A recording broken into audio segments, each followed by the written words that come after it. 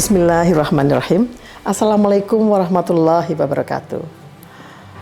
Mekatur merupakan Biro Umroh Haji Khusus berpengalaman di mana kami telah memberangkatkan ribuan jamaah, baik umroh maupun haji. Mekatur dan Lizara menghadirkan layanan berkualitas dan bertekad untuk terus menjadi travel haji dan umroh yang teramanah dengan sistem akuntabilitas, terpercaya dan sehat. Didukung dengan tim yang berakhlakul karimah, profesional dan solid, kami siap melayani para tamu Allah dengan pelayanan yang prima dan dengan sepenuh hati. Dan pastinya dengan pembimbing dan mutawif yang berpengalaman dan profesional. Mekatur dan Lizara selalu berkomitmen penuh dengan pelayanan terbaik, berlandaskan syariat Islam dengan menyediakan fasilitas premium, terpercaya dan terjangkau, berupa hotel yang dekat dengan Baitullah, kemudian jadwal penerbangan yang pasti, manasik di gedung sendiri, dan kami juga terdaftar di Kemenak, bersertifikat IATA, dan pasti tergabung dalam asosiasi terbesar di Indonesia, yaitu Asosiasi Ampuri.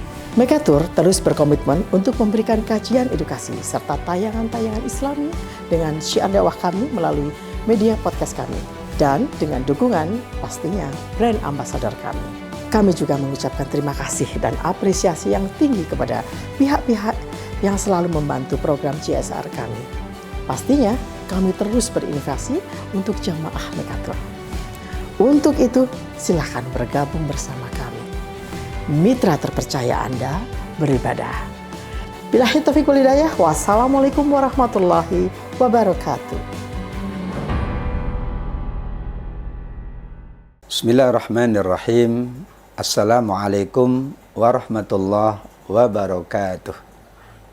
Alhamdulillah alladzi ja'ala Ramadan syahran mubarakah wa ja'ala al-a'mala fihi taqarruban wa qurba.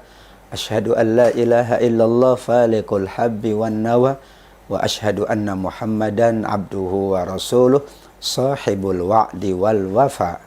Amma ba'du.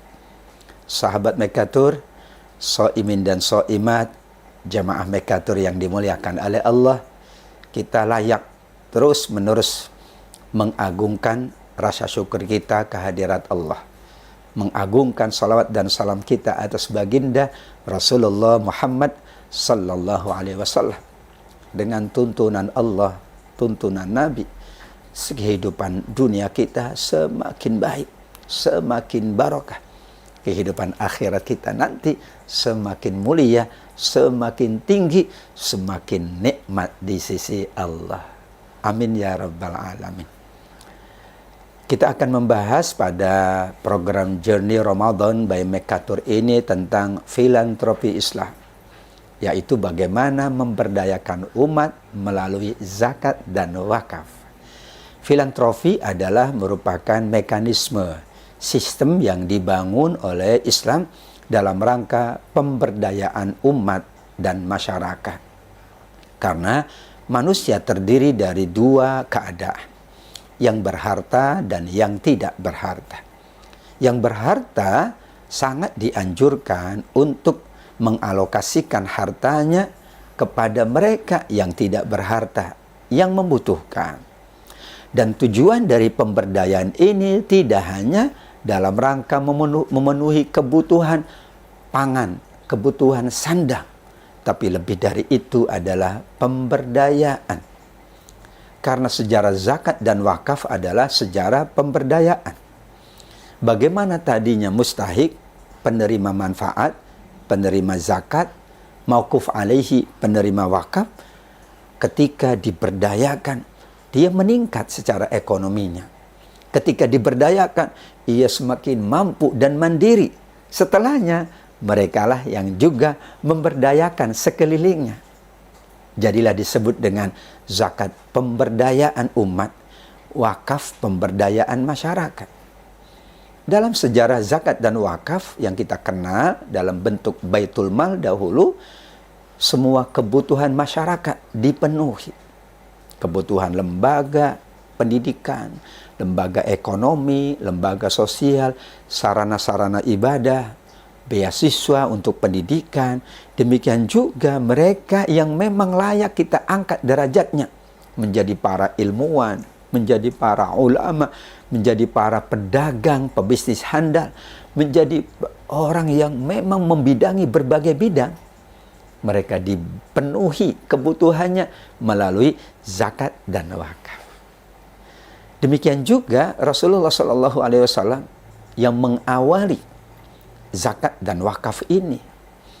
Masjid Quba, masjid yang pertama didirikan oleh Nabi, itu juga dari wakaf. Beliau membeli tanah, kemudian diwakafkan untuk seluruh penduduk Madinah. Kemudian barulah bersama-sama membangun masjid pertama, namanya Masjid Quba. Kemudian Masjid Nabawi. Sekian banyak masjid kita pula, alhamdulillah, tidak hanya berfungsi sebagai sarana ibadah, tapi di dalamnya masyarakat mendapatkan banyak hal. Bisa menjadi lembaga pendidikan, majelis ilmu, kemudian kajian-kajian keislaman, manasik-manasik umroh, manasik-manasik haji, bahkan ada juga prosesi akad nikah. Itu menunjukkan bahwa masjid berfungsi memberdayakan. Siapapun datang ke masjid dan mendapatkan banyak kemanfaatan dari masjid. Kita datang juga ke sekolah, ke lembaga pendidikan. Kita mendapatkan apa yang kita butuhkan dari lembaga pendidikan. Namun lembaga pendidikan supaya tetap berkembang, bahkan semakin maju, dibutuhkan bantuan berupa zakat, wakaf. Maka wakaf inilah yang dikatakan sebagai ibadah yang pahalanya mengalir terus. Imam An-Nawawi memahami hadis yang menyebut apabila anak Adam meninggal, maka terputuslah amalnya kecuali 3. Yang pertama sedekah jariyah, yang kedua ilmu yang bermanfaat yang diamalkan, yang ketiga anak soleh atau solihah yang mendoakan. Sedekah jariyah ini menurut Imam An-Nawawi adalah infak. Sedekah jariyah inilah yang menurut Imam Nawawi adalah wakaf, bukan sekedar infak. Karena wakaf ini hartanya kekal, hartanya tidak boleh berkurang, bahkan hartanya bertambah. Kemudian masyarakat diberdayakan melalui keuntungan-keuntungan dari wakaf yang diinvestasikan atau diolah menjadi hal-hal yang memberikan keuntungan kepada siapapun. Nabi SAW juga mencontohkan bagaimana masyarakat terbantu dengan adanya Masjid Nabawi. Mereka yang memiliki bahan pangan, yang memiliki sarana prasarana dipersilakan untuk menjualnya. Kemudian dananya untuk kebaikan, kemakmuran Masjid Nabawi. Yang ahli dalam bidang apapun dipersilakan untuk memberdayakan masjid itu. Untuk memberdayakan masjid, ketika masjid terberdaya, masyarakat sekitarnya terberdaya. Beberapa pesantren juga memanfaatkan keberadaan pesantren untuk pemberdayaan. Anak-anak yatim yang berada di sekitarnya, masyarakat yang tidak berkemampuan, dibantu oleh pesantren. Makanan mereka jual ke pesantren, mendapatkanlah keuntungan. Dan dilatih juga masyarakat untuk berinfak, bersedekah. Sekian banyak dari keuntungannya diberikan juga kepada pesantren tersebut. Diberikan kepada para santri yang memang amat sangat membutuhkan. Jadi filantropi Islam itu adalah untuk kepentingan bersama. Disebutlah al-maslahah al-amah. Karena manusia tidak bisa memenuhi kebutuhan bersamanya kecuali dengan zakat dan wakaf. Ditambah dengan infak sedekah tentunya. Bagaimana kita sholat berjamaah? Kalau tidak ada masjid, tidak ada sarana ibadah. Bagaimana kita berumroh, berhaji? Kalau tidak ada sarana ibadah haji, sarana ibadah umrah. Dipenuhi dengan zakat, infak, sedekah dan wakaf. Bahkan kita juga mengenal tradisi para ulama dahulu. Bagaimana mereka benar-benar memperhatikan masyarakat itu melalui zakat, infak, sedekah dan wakaf. Jadi itulah sistem yang dibangun, mekanisme dan instrumen yang disiapkan. 2 tahun masa Umar bin Abdul Aziz. Dalam waktu 2 tahun itu tidak ada yang berhak menerima zakat. Berarti mereka terberdayakan. Mereka diangkat derajatnya melalui wakaf dan zakat. Yakinlah dengan perintah Allah. Aqimus shalah wa atuz zakah. Dirikan sholat, tunaikan zakat.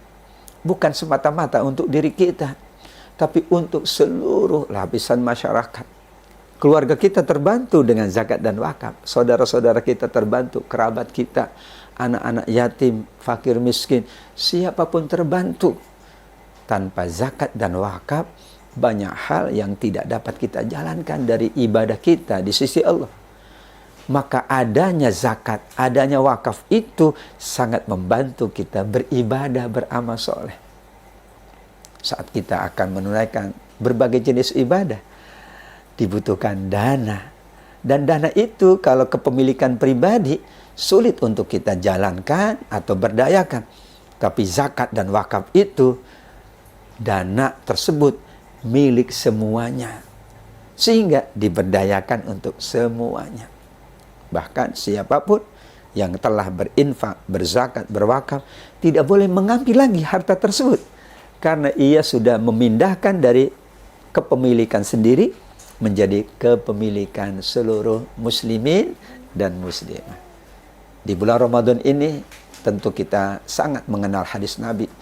Beliau amat sangat dermawan di bulan Ramadan. Kita tingkatkan kedermawanan kita melalui filantropi Islam yang bernama zakat, wakaf, infak, dan sedekah. Sehingga hasil dari filantropi ini, hasil dari instrumen ini adalah masyarakat yang saling menyayangi, masyarakat yang saling mengasihi, masyarakat yang gotong royong, masyarakat yang saling membantu. Dengan saling membantu, saling memberikan kebaikan, hadirlah masyarakat yang kita kenal sebagai baldatun thayyibatun wa rabbun ghafur. Amin ya rabbal alamin. Insyaallah jamaah Mekatur, sahabat sekalian, selalu berusaha untuk menunaikan amal mulia, ibadah terbaik yang bernama ibadah harta, yaitu zakat dan wakaf. Pulangannya, hasilnya untuk kita, keluarga, sahabat, kerabat, masyarakat di dunia ini. Dan insya Allah, Allah lipat gandakan di akhirat kelak.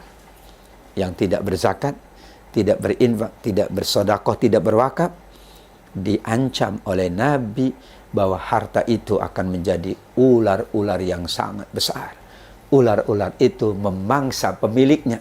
Dan dia mengatakan, aku hartamu, aku simpananmu. Tapi yang berinfak, bersedekah, berwakaf, berzakat, maka harta-harta tersebut menjadi permadani yang indah, menjadi pakaian yang mewah, menjadi isi surga yang nikmat, menjadi kebahagiaan, menjadi penampilan-penampilan yang paling baik di dalam kehidupan akhirat. Mudah-mudahan kita mampu mengamalkan seluruh filantropi Islam sehingga masyarakat terberdayakan, kita juga mendapatkan pahala jariah dari Allah Subhanahu wa taala. Amin ya rabbal alamin. Hadanallahu yakum ajmain. Masih ada episode yang lain dalam program Journey Ramadan by Mekatur. Ikuti terus semua media sosial yang ada di Mekatur. Wabillahi taufiq wal hidayah, waridha wal inayah. Wassalamualaikum warahmatullahi wabarakatuh.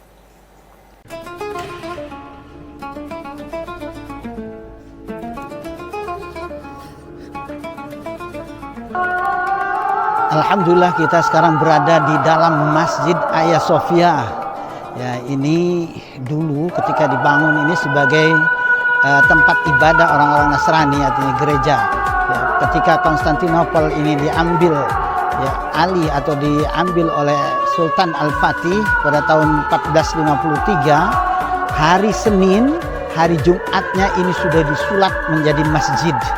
Nah kemudian ketika tahun 1923 ketika Khilafah Utsmaniyah ini runtuh, diambil oleh Kamal Atatürk dan ini dijadikan sebagai museum sampai tahun 2020. 2020 oleh Erdogan ini dirubah menjadi ya masjid sampai saat ini, dan ini dicatat sebagai tempat bersejarah dan sebagai warisan dunia. Alhamdulillah.